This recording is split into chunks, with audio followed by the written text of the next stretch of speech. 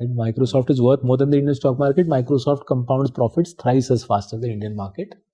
It's cheaper than the Nifty. You want to capture the growth of the economy through your investment process, in turn beating inflation. I work for money, but the money also works for me.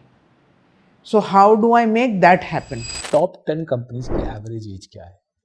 Company की as, हाँ, company की as, right. सो France के market में top 10 companies की as है कुछ 130 साल.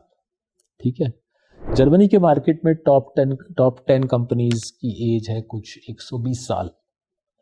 UK में कुछ 100 साल. अमेरिका में भी 40 साल. America is a young economy, right. So Microsoft for example, Microsoft is worth more than the Indian stock market.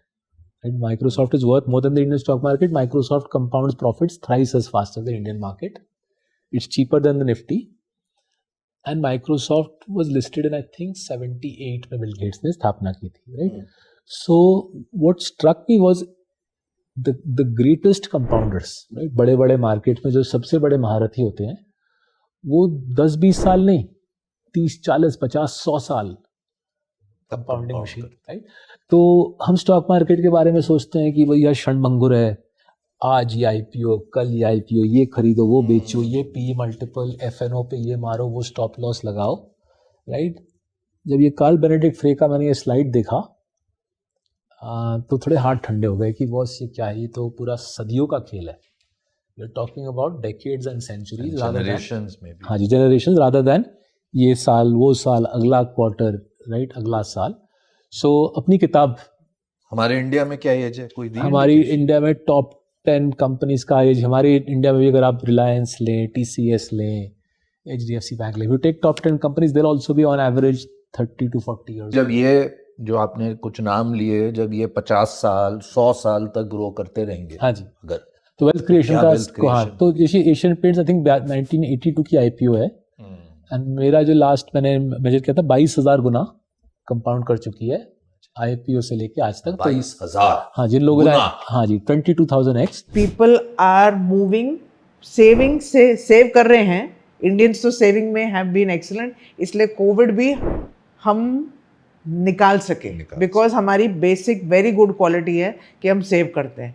But अभी आप देखेंगे जेन जी, मिलेनियल सब मूव कर चुके हैं नेक्स्ट स्टेप पे, निवेश, investment, wealth creation, not just saving. मैं कैसे अपनी मनी को ज़्यादा बढ़ाऊं. I work for money but the money also works for me. So how do I make that happen? So that I think is a very important mindset change that has happened in the country, and we can see that is why we're talking about more numbers of DMAT.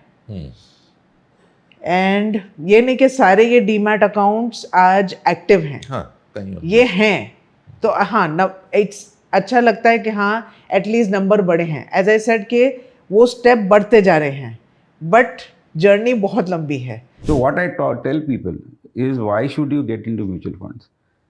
India is a growing economy. आप economy में है, आप equity में invest क्यों करते हो या आप म्यूचुअल फंड में क्यों आना चाहते हो? Because you want to capture the growth of the economy through your investment process, in turn beating inflation. Because inflation मार खाता है हमको.